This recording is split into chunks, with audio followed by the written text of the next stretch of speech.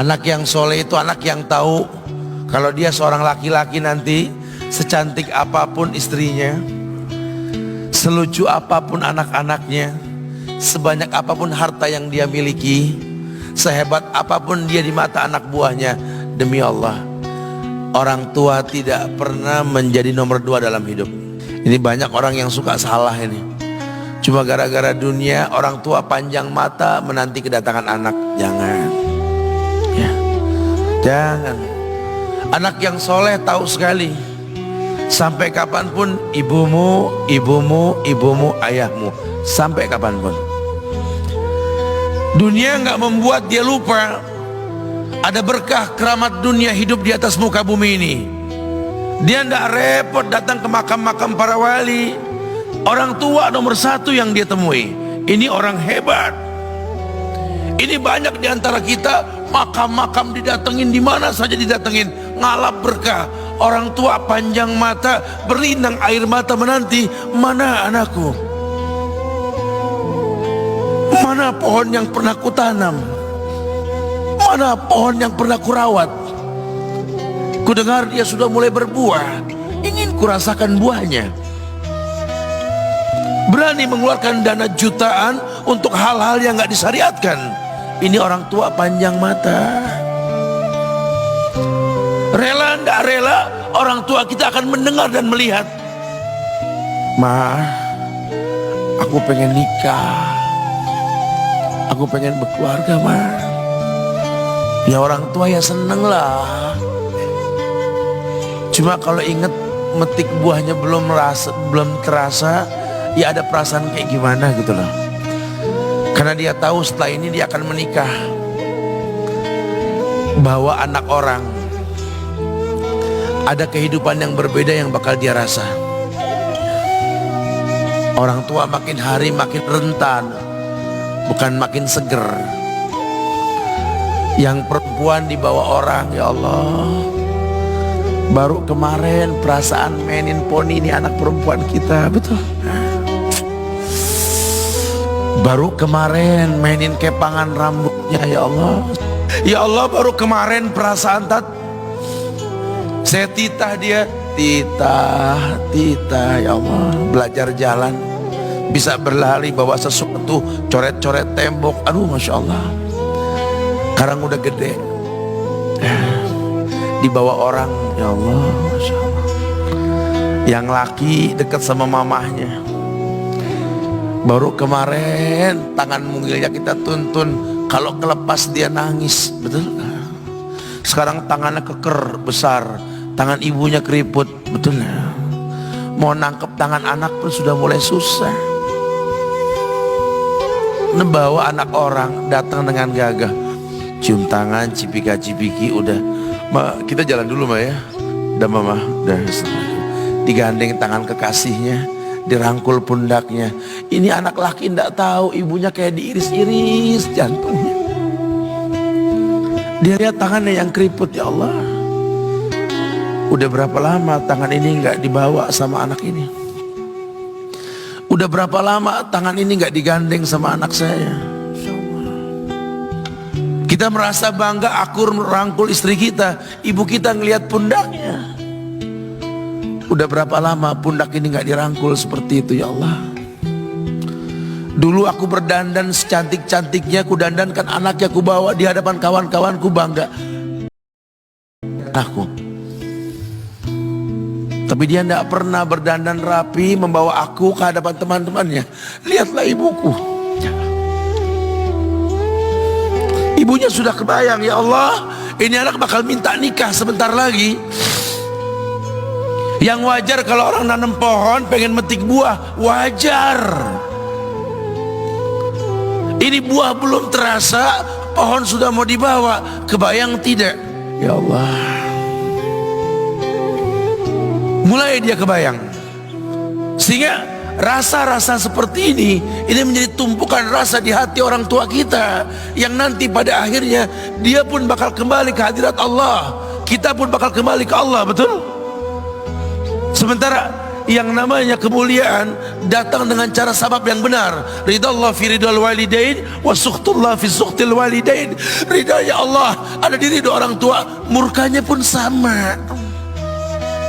Karena semua ibadah yang dia lakukan berujung pada surga. Dan yang paling gampang ketika dia mau menaklukkan dunia, demi Allah, berkah orang tua dulu yang dia ambil. Ini dirasa oleh orang mulia yang Nabi katakan, innahu min ahlis sama, innahu min ahlis sama. Manhu? Siapa dia? Sahabat manusia yang pernah hidup zaman sahabat tapi nggak ketemu Rasul, yang bernama Uwais Al-Qarni, pemuda miskin pengembala kambing di negeri Yaman. Padang tandus yang dia tinggal di situ, yang dia kesampingkan hidupnya untuk ibunya, untuk ibunya. Tidaklah terucap kalimat satu yang ingin ibunya pengen, kecuali Uwais pasti akan melakukannya apapun, dan ibunya cacat. Apa kata Uwais? Tidak akan pernah terlontar kata dari mulut ibuku kecuali kan kulakukan yang dia inginkan. Masya Allah. Ibunya cacat dan dia menomorduakan diri, yang penting orang tuanya dulu. Hingga satu waktu ibunya berkata, wahai Uwais, ibu sudah tua. Andai kematian mendatangi ibu, ada beberapa keinginan yang ibu pengen merasakan keinginan tersebut. Mungkin enggak ya? Apa Bu? Katakan. Ibu pengen haji. Bengok Uwais, ya Allah Bu, ini Yaman, Hadramaut, yang sekarang saja pesawat itu bisa 3 jam menuju Saudi, itu 2 jam lebih lah menuju Saudi. Ini lebih jauh lagi, kebayang berapa ratus kilo, berapa ribu kilo, nggak tahu. Ya baiklah ibu, kata Uwais, aku tidak pernah menolak permintaan ibuku, tapi kali ini aku tidak bisa menjawab karena mikir gimana caranya ini. Apalagi dia seorang pemuda yang punya penyakit sopak, ada tanda-tanda putih di bagian badan itu kayak pano besar gitu tuh. Udahlah, terserah gimana nantilah. Yang penting ini nomor 1 dalam hidup ini. Dia beli seekor anak sapi, digendong tiap hari itu sapi sama si Uwais menuju puncak gunung, turun lagi, gendong ke atas, turun lagi tiap hari. Sampai orang bilang, Uwais gila no. Orang sapi dipiara, dia digendong tiap hari naik gunung yang tinggi, sampai nggak berasa, dikatakan 8 bulan dia lakukan itu, sehingga terbentuklah fisiknya yang bagus karena olahraga tiap hari bawa itu sapi. Dan sapi itu makin berat, dalam hikayat dikatakan sampai di atas 100 kilo itu sapi. Kemudian dia tetap gendong ke atas dan dia yakin, bismillah saya yakin. Sampailah bulan haji, ibu naik ke pundakku, digendong ibunya dari negeri Yaman. Subhanallah, gak ada yang gak mungkin. Lihat, dibawa ibunya ke Mekah, bertawaf di Ka'bah, dunia menyaksikan. Bahkan hikayat mengatakan dia sempat bertanya kepada sahabat Abdullah bin Umar, aku telah menggendong ibuku dari negeri Yaman menuju Mekah, bertawaf di Ka'bah ini. Sudahkah aku membayar jasa ibuku? Apa kata sahabat Abdullah bin Umar? Bahkan satu hentakan napas pun ketika melahirkanmu belum terbayar. Bahkan satu hentakan napas pun ketika melahirkanmu belum terbayar. Dia selesaikan tawafnya, dia selesaikan tawafnya. Selesai tawaf, dibawa ibunya ke makom Ibrahim untuk sholat 2 rakaat. Selesai sholat, dia angkat tangan, dia berdoa kepada Allah, ya Allah, ampunkanlah ibuku ya Allah. Ampunkan ibuku ya Allah.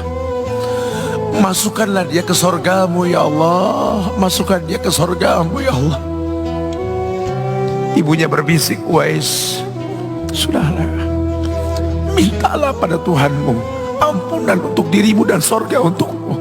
Wallahi wahai ibu, Allah ampunkan kamu, Allah masukkan kamu ke sorga, cukup untukku. Ridhomu yang kubutuhkan wahai ibu. Lihat,